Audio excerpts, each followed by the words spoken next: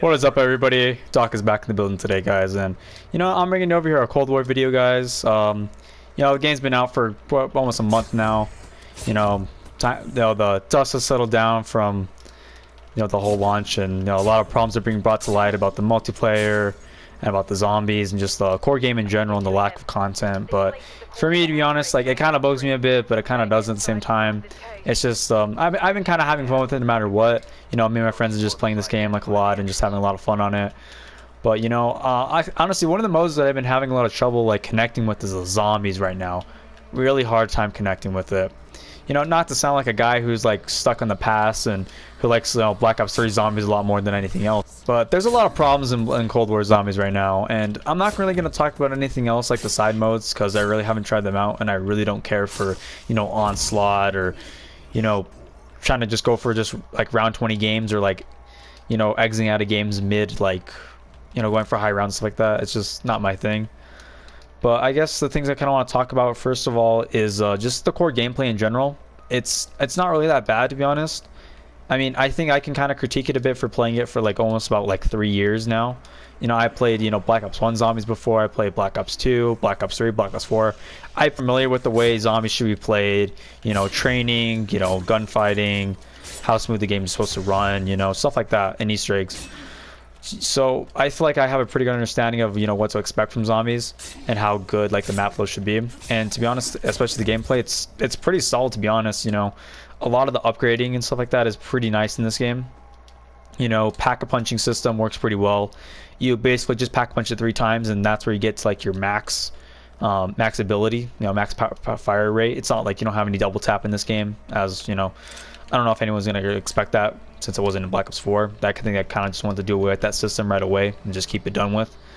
But it's like 500 to pack a punch first time, 1500 to pack a punch. No, not 1500, about 15,000 to pack a punch second time, and then 30,000 to pack a punch third time. And it works pretty solid, to be honest. I mean, it's a lot of points, but it's really worth it once you start upgrading it. And then plus you have a new system in this game where you have rarity of weapons.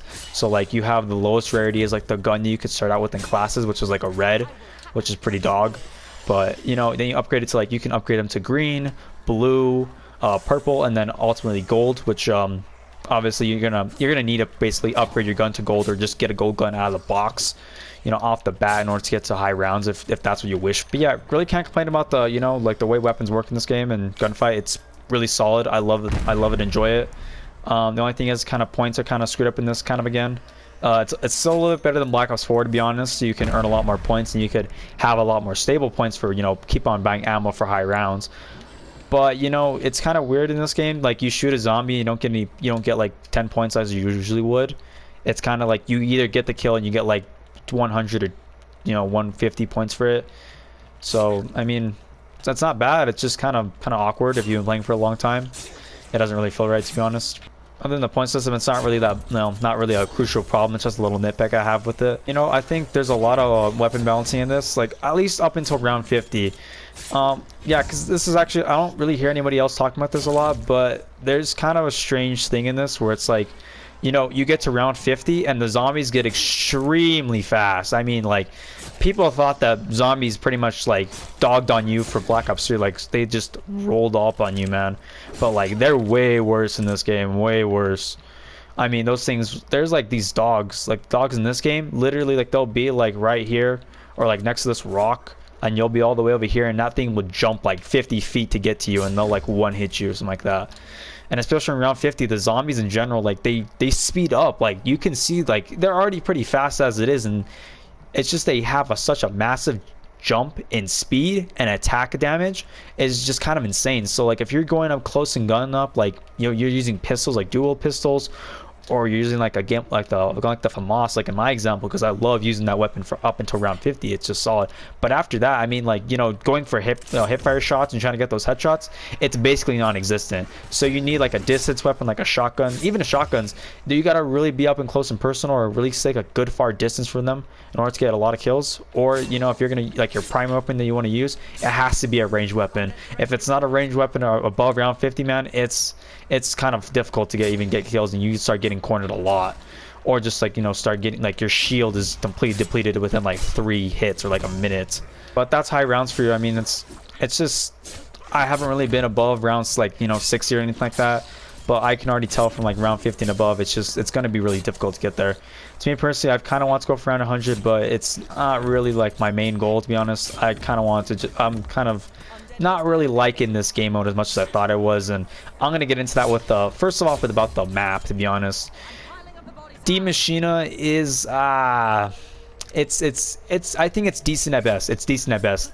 Actually, I'm not sure if I really want to compare this to Black Ops 4 maps, because some of those were reused maps from like older games, which you can make an argument that they don't make them that good, but I mean, this map just, I feel like there's a lot more character put into Black Ops 4 maps than in this one, to be honest. I mean, it's basically like a world at war scenario, where it's just, you know, like Russian or, you know, Nazi base, and yeah, that's it. It's just a base. They screwed up. Zombies are here now, and that's it. That's about it. You know, there's nothing special to it. It's just that. And I get that they kind of want to, Treyarch maybe wants to just play it safe so that they don't, like, you know, disrupt the hardcore audience, but also bring in new casual players into the game so they can become more fans of it. But I think they should have taken that extra risk, to be honest. I mean, like, I get that, you know, with the way Black Ops 4 went, I can understand that, like, you know, they really tried. They really took a risk with all those maps and making something new, and a lot of people didn't like it. Which, I mean, me personally too, I mean, I really don't like Voyage all that much, or those maps in general. But I could honestly say that those look a lot more interesting than Die Maschine by far. I mean, it's a forest, come on. Like, it's just a snow forest. I mean, it looks kind of cool, but I mean, like, for a zombies map, we've gotten so much better in the past. Even at Black Ops 4, which is basically like zombies' lowest point, those look better. Those look way better than this already. Even though the map is decent, you know, maneuvering around the map or just doing stuff within it isn't that bad. It's, you know, I think also, again, it's decent. Getting on power is pretty easy. Getting pack punch is pretty easy. And also, I guess the boss zombies, this isn't really a map critique, but I mean, this is just about the boss zombies in general. They are way too cracked out. Way too cracked out. I don't know what Treyarch was thinking with these, man.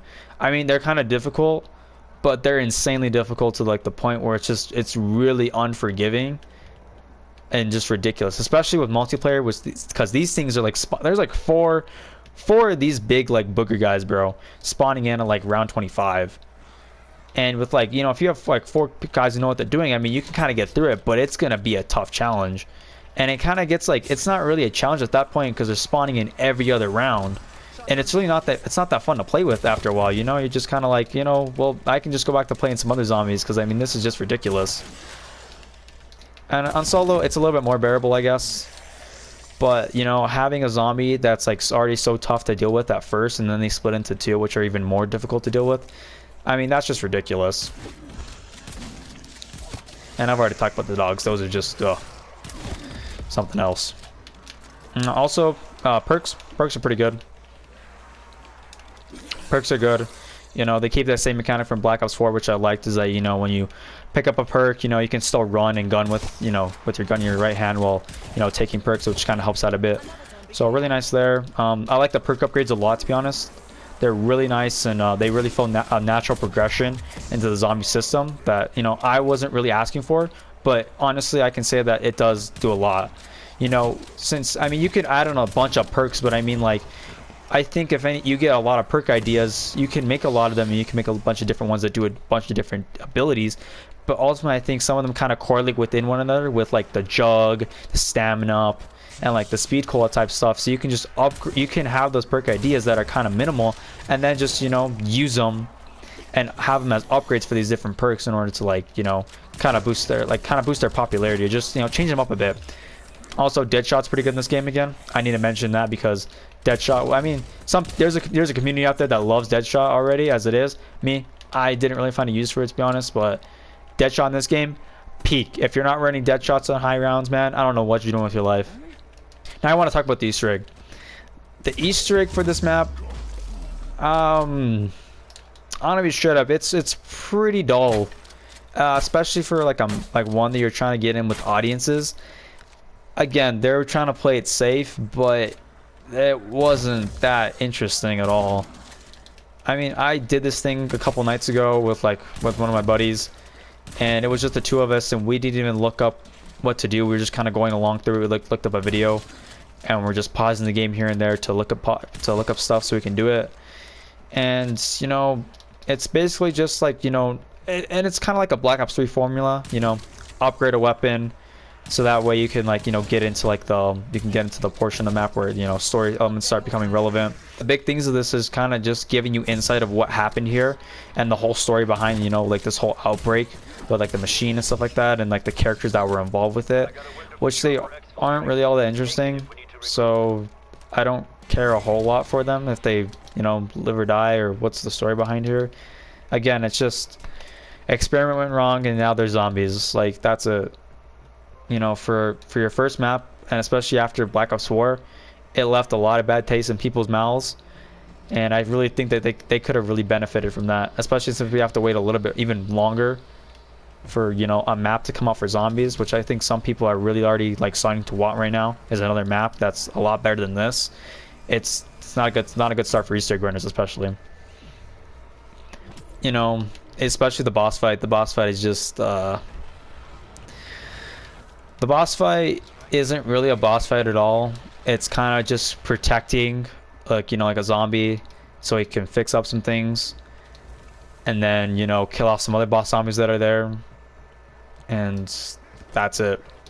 After that, you just leave, dip, and export. So export out of there, get on a helicopter, dip.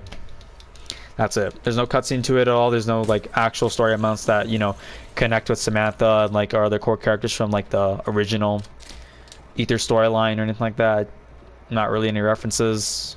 I mean, again, you don't have to have references to make it good, but at the end of the day, we really don't, and like how it happened, and that was basically it. And I guess that follows along with World at War kind of situations, like, oh well, you know, they did that in Shinonuma, where like they had to, like, you know, 4 characters just had to go and pick up a book, and that was it, and that was their whole mission.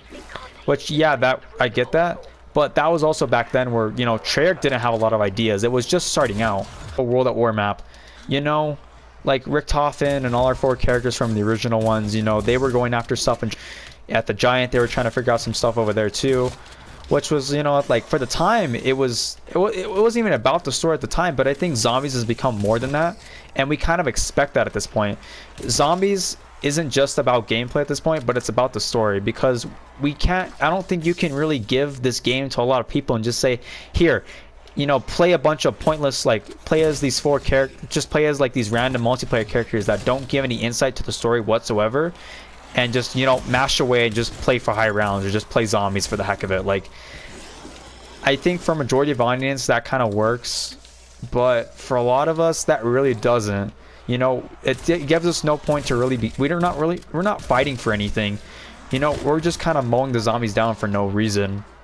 I'm not a game developer, but I really do feel like these points would make a lot of sense if they could have made this map a whole lot better. I was talking with my friends about this too, so it was kind of bounced off ideas. Like, it's pretty consensus ideas, so I don't really take these as ideas that I personally had, but it was just ideas that we were bouncing off each other, so I don't take full credit for these. But we both agreed upon the point that, you know, this map is already kind of all as it is. It's not a bad looking map, but it's not the best that they could have done.